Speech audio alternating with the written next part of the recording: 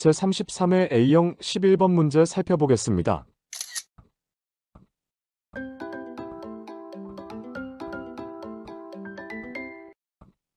다음 설명에 모두 해당하는 입지이론은 인간 정주체계의 분포원리와 상업입지의 계층체계를 설명하고 있다. 재화의 도달거리와 최소요구치와의 관계를 설명하는 것으로 최소요구치가 재화의 도달 범위 내에 있을 때 판매자의 존속을 위한 최소한의 상권 범위가 된다. 고객의 다목적 구매 행동, 고객의 지역 간 문화적 차이를 반영하지 않았다는 비판이 있다. 1. 애플바움의 소비자 분포 기법. 2. 레일리의 소매 중력 모형. 3. 버제스의 동심원 이론. 4. 컨버스의 분기점 모형. 5. 크리스탈러의 중심지 이론.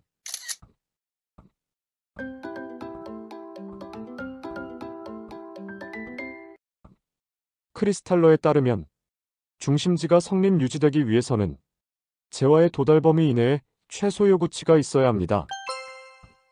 중심지란 배우지에 각종 재화와 서비스를 공급하는 중심지역을 말합니다. 재화 도달 범위란 중심지에서 공급하는 재화를 공급받기 위해 사람들이 통행 가능한 최대 거리 또는 중심지 활동이 제공하는 어느 기능에 대한 수요가 0이 되는 지점까지의 거리를 말합니다. 최소 요구치란 중심지의 기능을 유지하기 위해 필요한 최소한의 인구수를 말합니다. 따라서 정답은 5입니다.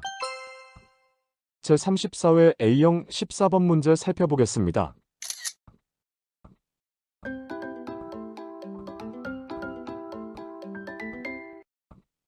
크리스탈러의 중심지 이론에 관한 설명으로 옳은 것은 1. 최소 요구 범위 중심지 기능이 유지되기 위한 최소한의 수요 요구 규모. 2. 최소 요구치 중심지로부터 어느 기능에 대한 수요가 0이 되는 곳까지의 거리. 3. 배우지 중심지에 의해 재화와 서비스를 제공받는 주변 지역. 4. 도달 범위 판매자가 정상 이윤을 얻을 만큼의 충분한 소비자들을 포함하는 경계까지의 거리. 5. 중심지 재화 및 서비스 배우지에서 중심지로 제공되는 재화 및 서비스.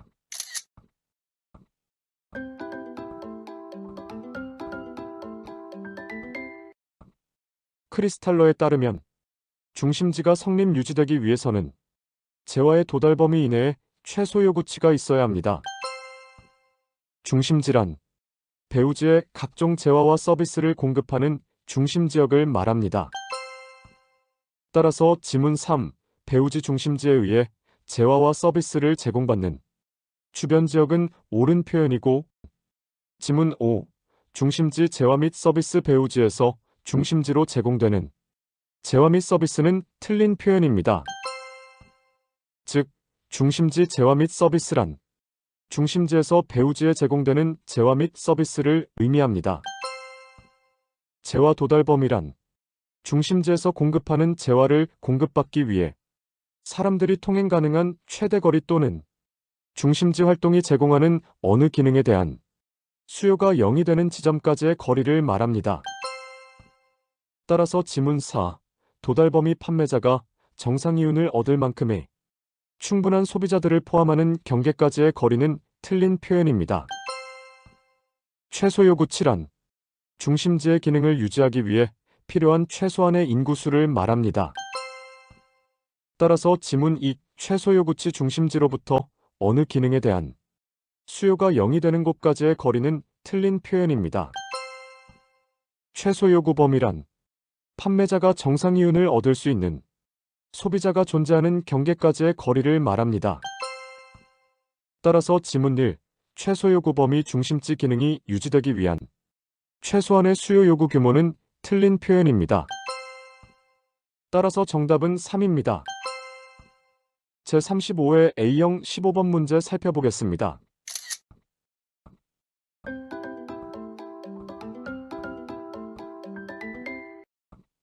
입지 및 도시공간 구조 이론에 관한 설명으로 틀린 것은 1. 호이트의 선형 이론은 단핵의 중심지를 가진 동심원 도시 구조를 기본으로 하고 있다는 점에서 동심원 이론을 발전시킨 것이라 할 수 있다. 이 크리스탈러는 중심성의 크기를 기초로 중심지가 고차 중심지와 저차 중심지로 구분되는 동심원 이론을 설명했다. 3. 해리스와 울만은 도시 내부의 토지 이용이 단일한 중심의 주위에 형성되는 것이 아니라 몇 개의 핵심 지역 주위에 형성된다는 점을 강조하면서 도시공간 구조가 다핵심 구조를 가질 수 있다고 보았다. 4. 베번은 운송비의 관점에서 특정 공장이 원료 지향적인지 또는 시장 지향적인지를 판단하기 위해 원료지수 개념을 사용했다. 5. 허프 모형의 공간 마찰 개수는 도로 환경, 지형, 주행수단 등 다양한 요인의 영향을 받을 수 있는 값이며 이 모형을 적용하려면 공간 마찰 개수가 정해져야 한다.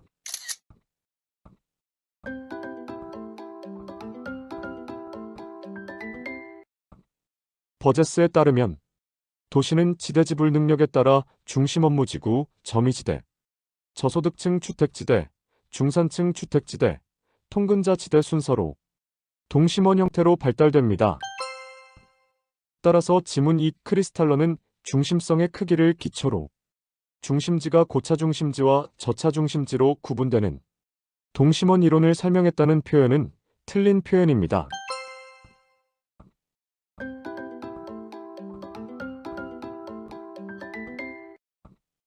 호이트에 따르면 도시공간은 도심에서 시작되어 교통망에 따라 부채꼴 모양 또는 쐐기형으로 성장하고 소득에 따라 주거공간이 결정됩니다. 따라서 지문 1 호이트의 선형이론은 단핵의 중심지를 가진 동심원 도시 구조를 기본으로 하고 있다는 점에서 동심원 이론을 발전시킨 것이라 할 수 있다는 표현은 옳은 표현입니다.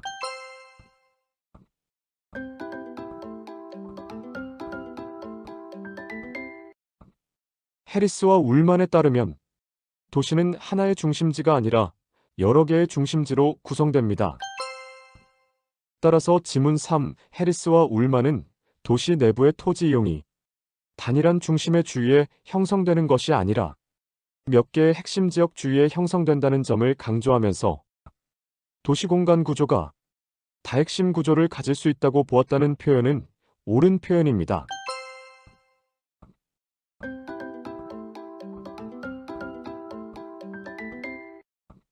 운송비가 최소인 지점은 원료 운송비와 완제품 운송비의 합이 최소인 지점을 말하고 운송비는 원료 및 완제품의 중량과 운송거리에 비례합니다.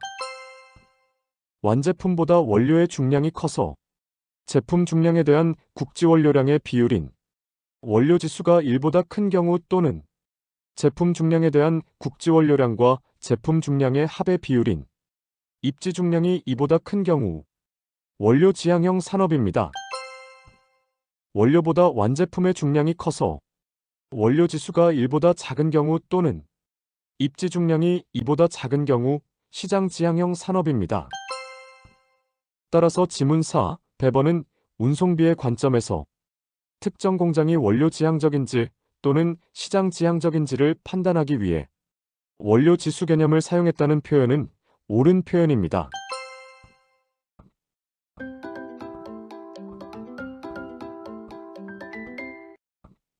허프에 따르면 소비자가 특정 점포를 방문할 확률은 점포의 면적에 비례하고 점포와의 거리에 반비례합니다. 허프에 따르면 소비자는 공간 마찰 개수가 작은 점포를 방문할 확률이 높습니다. 이때 공간 마찰 개수는 교통 조건이 양호할수록 작고 편의품점보다 전문품점의 공간 마찰 개수가 작습니다. 따라서 지문 5 허프 모형의 공간 마찰 개수는 도로 환경, 지형, 주행수단 등 다양한 요인의 영향을 받을 수 있는 값이며 이 모형을 적용하려면 공간 마찰 개수가 정해져야 한다는 표현은 옳은 표현입니다. 따라서 정답은 2입니다.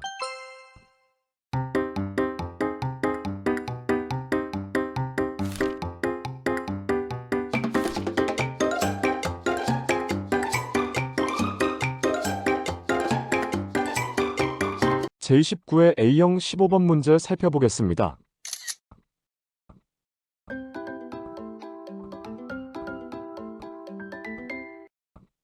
다음 이론에 관한 설명으로 틀린 것은 1. 레일리는 두 중심지가 소비자에게 미치는 영향력의 크기는 두 중심지의 크기에 반비례하고 거리의 제곱에 비례한다고 보았다. 2. 베버는 운송비 노동비 집적 이익을 고려하여 비용이 최소화되는 지점이 공장의 최적 입지가 된다고 보았다. 3. 컨버스는 경쟁 관계에 있는 두 소매시장 간 상권의 경계 지점을 확인할 수 있도록 소매 중력 모형을 수정하였다. 4. 허프는 소비자가 특정 점포를 이용할 확률은 소비자와 점포와의 거리, 경쟁 점포의 수와 면적에 의해서 결정된다고 보았다. 5. 크리스탈러는 재화와 서비스에 따라 중심지가 계층화되며 서로 다른 크기의 도달 범위와 최소 요구 범위를 가진다고 보았다.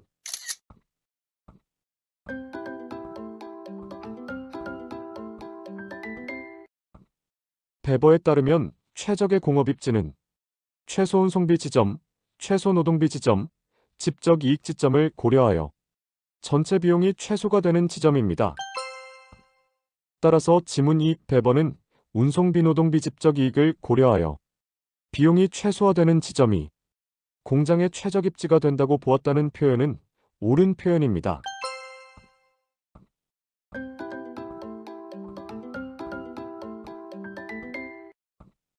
크리스탈러에 따르면 중심지가 성립 유지되기 위해서는 재화의 도달 범위 이내에 최소 요구치가 있어야 합니다. 따라서 지문 5. 크리스탈러는 재화와 서비스에 따라 중심지가 계층화되며 서로 다른 크기의 도달 범위와 최소 요구 범위를 가진다고 보았다는 표현은 옳은 표현입니다.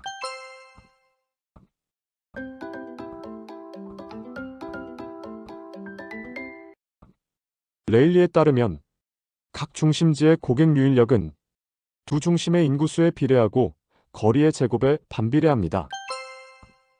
따라서 지문 1. 레일리는 두 중심지가 소비자에게 미치는 영향력의 크기는 두 중심지의 크기에 반비례하고 거리의 제곱에 비례한다고 보았다는 표현은 틀린 표현입니다.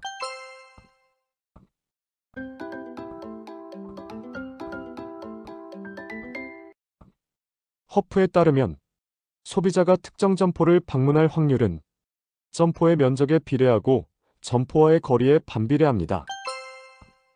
따라서 지문 4.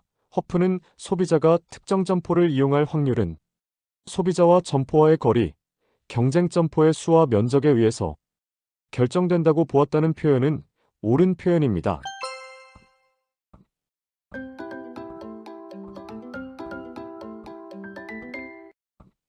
컨버스에 따르면 두 개 도시의 상권의 분기점은 두 도시의 면적 또는 인구수 및 두 도시 간 거리에 따라 결정됩니다. 따라서 지문 3. 컨버스는 경쟁 관계에 있는 두 소매시장 간 상권의 경계 지점을 확인할 수 있도록 소매 중력 모형을 수정하였다는 표현은 옳은 표현입니다. 따라서 정답은 1입니다. 제33회 A형 14번 문제 살펴보겠습니다.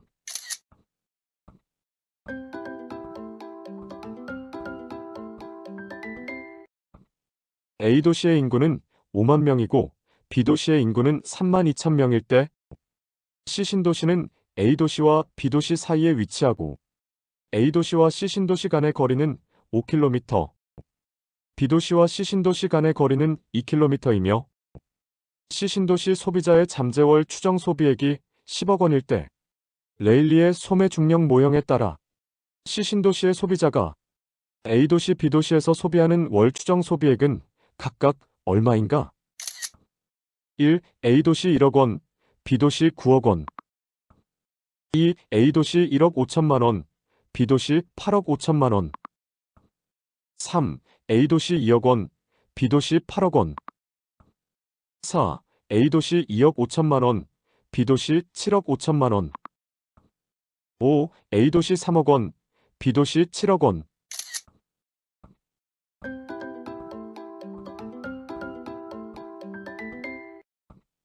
A도시의 고객 유인력은 A도시의 인구수 5만 명을 C 신도시까지의 거리인 5km의 제곱으로 나눈 값인 2000이고 B도시의 고객 유인력은 B도시의 인구수 3만 2천 명을 C 신도시까지의 거리인 2km의 제곱으로 나눈 값인 8000입니다.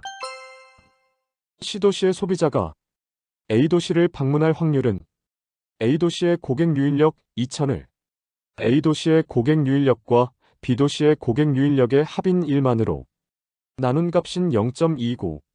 C도시의 소비자가 B도시를 방문할 확률은 B도시의 고객 유인력 8000을 A도시의 고객 유인력과 B도시의 고객 유인력의 합인 1만으로 나눈 값인 0.8입니다.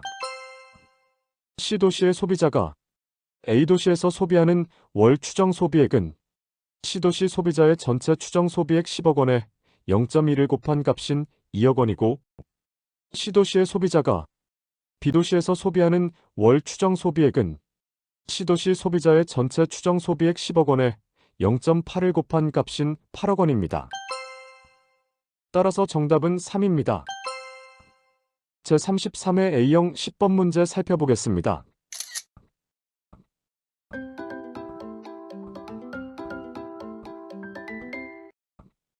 허프 모형에 관한 설명으로 옳은 것을 모두 고른 것은?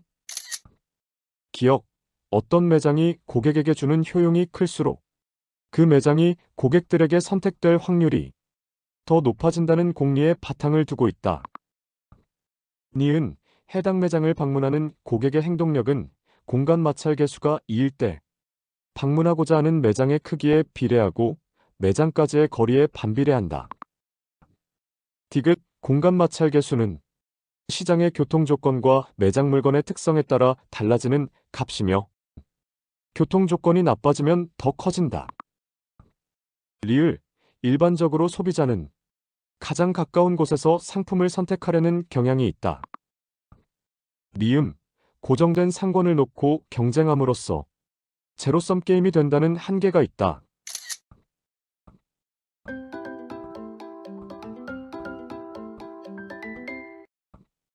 허프에 따르면 소비자가 특정 점포를 방문할 확률은 점포의 면적에 비례하고 점포와의 거리에 반비례합니다. 각 상점의 고객 유인력은 공간 마찰 계수가 2인 경우 각 상점의 규모를 각 상점까지의 거리의 제곱으로 나눈 값입니다. 따라서 보기 니은, 해당 매장을 방문하는 고객의 행동력은 공간 마찰 계수가 2일 때 방문하고자 하는 매장의 크기에 비례하고 매장까지의 거리에 반비례한다는 표현은 옳은 표현이고 보기 미음, 고정된 상권을 놓고 경쟁함으로써 제로섬 게임이 된다는 한계가 있다는 표현은 옳은 표현입니다. 허프에 따르면 소비자는 공간 마찰 계수가 작은 점포를 방문할 확률이 높습니다. 이때 공간 마찰 계수는 교통 조건이 양호할수록 작고 편의품점보다 전문품점의 공간 마찰 계수가 작습니다. 따라서 보기 기억, 어떤 매장이 고객에게 주는 효용이 클수록 그 매장이 고객들에게 선택될 확률이 더 높아진다는 공리에 바탕을 두고 있다는 표현은 옳은 표현이고 보기 리을, 일반적으로 소비자는 가장 가까운 곳에서 상품을 선택하려는 경향이 있다는 표현은 옳은 표현이고 보기 디귿, 공간 마찰 계수는 시장의 교통 조건과 매장 물건의 특성에 따라 달라지는 값이며 교통 조건이 나빠지면 더 커진다는 표현은 옳은 표현입니다. 따라서 정답은 5입니다. 제30회 A형 13번 문제 살펴보겠습니다.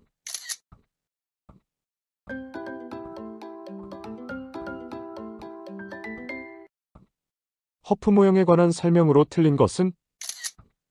1. 중력 모형을 활용하여 상권의 규모 또는 매장의 매출액을 추정할 수 있다. 2. 모형의 공간 마찰 계수는 시장의 교통 조건과 쇼핑 물건의 특성에 따라 달라지는 값이다. 3. 모형을 적용하기 전에 공간 마찰 계수가 먼저 정해져야 한다. 4. 교통 조건이 나쁠 경우 공간 마찰 계수가 커지게 된다. 5.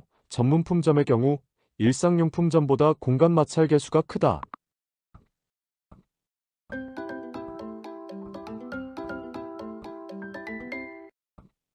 허프에 따르면 소비자가 특정 점포를 방문할 확률은 점포의 면적에 비례하고 점포와의 거리에 반비례합니다.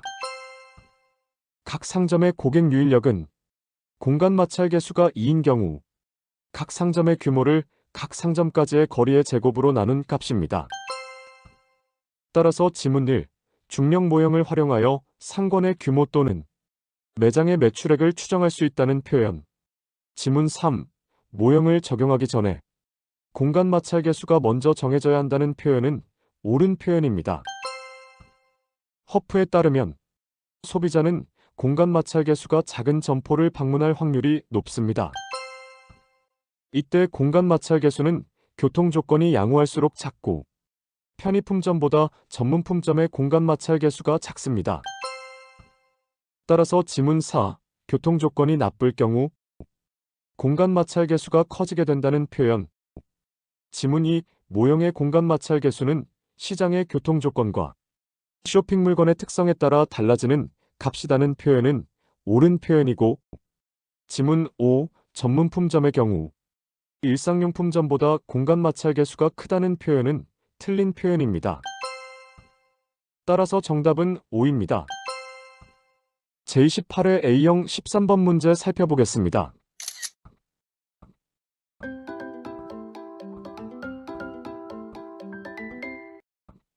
할인점 A의 면적은 500제곱미터이고 X지역 거주지로부터의 거리가 5km이며 할인점 B의 면적은 300제곱미터이고 X지역 거주지로부터 거리가 10km이며 할인점 C의 면적은 450제곱미터이고 X지역 거주지로부터 거리가 15km이다.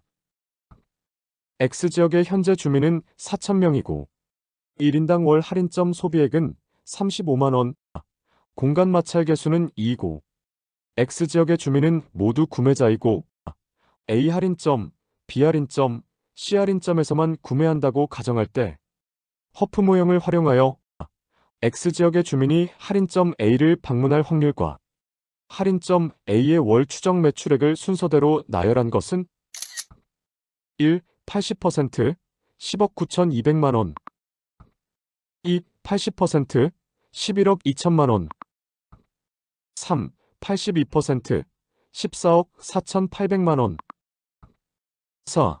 82% 11억 7,600만원 5. 82% 12억 400만원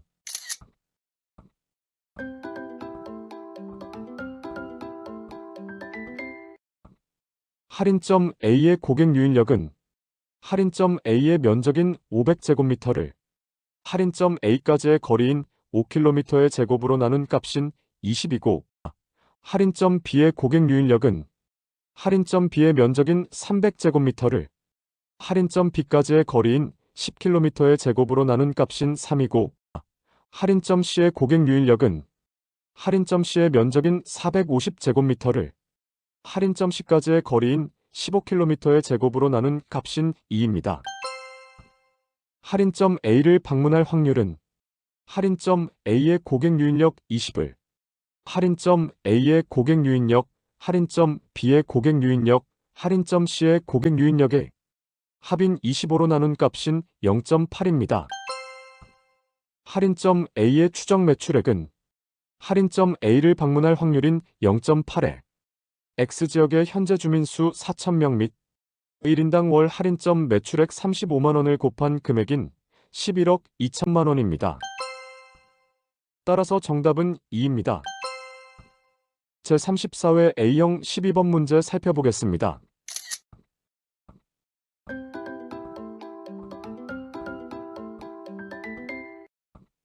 점포 A의 면적은 750제곱미터이고 X지역 거주지로부터의 거리는 5km이고 점포 B의 면적은 2500제곱미터이고 X지역 거주지로부터의 거리는 10km이고 점포 C의 면적은 500제곱미터이고 X지역 거주지로부터의 거리는 5km이다. X지역의 주민은 모두 구매자이고 점포 A, 점포 B, 점포 C에서만 구매한다고 가정하고 각 점포의 매출액은 X지역 주민에 의해서만 창출된다. X지역의 현재 주민은 1만 명이고 1인당 월 점포 소비액은 30만 원이고 올바른 공간 마찰 계수인 이를 적용하였을 때 올바르게 추정한 점포 A의 월 매출액은 잘못 적용된 공간 마찰 계수인 이를 적용하였을 때 점포 A의 월 매출액보다 얼마나 증가하는가? 1. 1억 원 2. 2억 원 3. 3억 원 4. 4억 원 5. 5억 원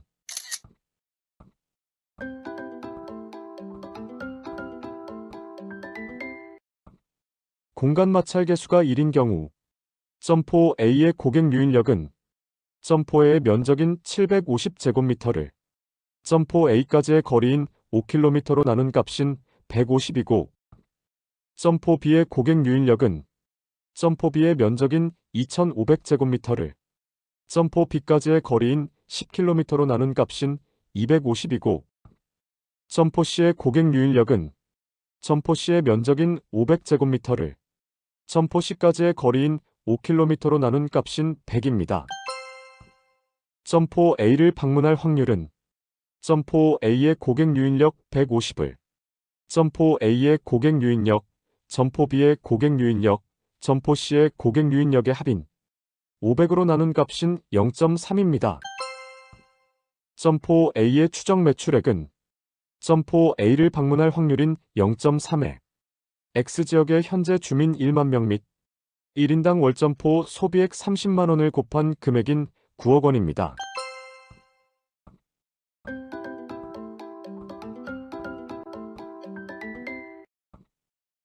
공간 마찰 계수가 2인 경우 점포 A의 고객 유인력은 점포 A의 면적인 750제곱미터를 점포 A까지의 거리인 5km의 제곱으로 나눈 값인 30이고 점포 B의 고객 유인력은 점포 B의 면적인 2500제곱미터를 점포 B까지의 거리인 10km의 제곱으로 나눈 값인 25이고 점포 C의 고객 유인력은 점포 C의 면적인 500제곱미터를 점포 C까지의 거리인 5km의 제곱으로 나눈 값인 20입니다.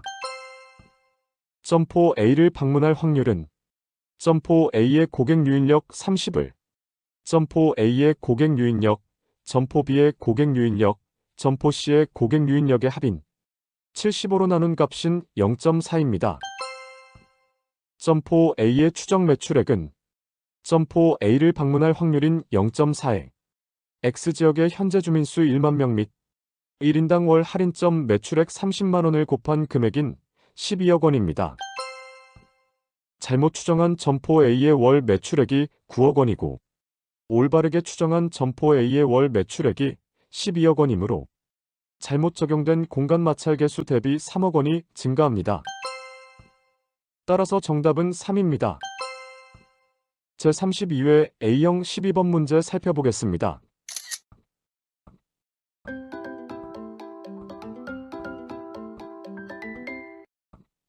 A씨와 B씨는 동일 직선상에 위치하고 있고 A씨의 인구는 64만 명, B씨의 인구는 16만 명. A씨와 B씨 사이의 직선 거리가 30km일 때 컨버스의 분기점 모형에 기초할 때 A씨와 B씨의 상권 경계 지점은 A씨로부터 얼마만큼 떨어진 지점인가? 1. 5km 2. 10km 3. 15km 4. 20km 5. 25km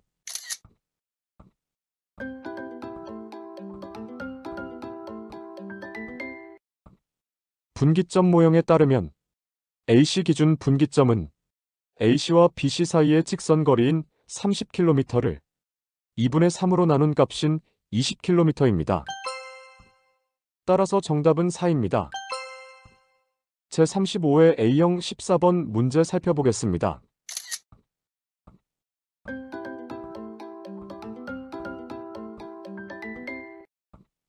A씨와 B씨는 동일 직선상에 위치하고 A씨와 B씨 사이의 직선 거리는 45km. A씨의 인구는 84만 명, B씨 인구는 21만 명일 때 컨버스의 분기점 모형에 기초할 때 A씨와 B씨의 상권 경계 지점은 A씨로부터 얼마만큼 떨어진 지점인가? 1. 15km 2. 20km 3. 25km 4. 30km 5. 35km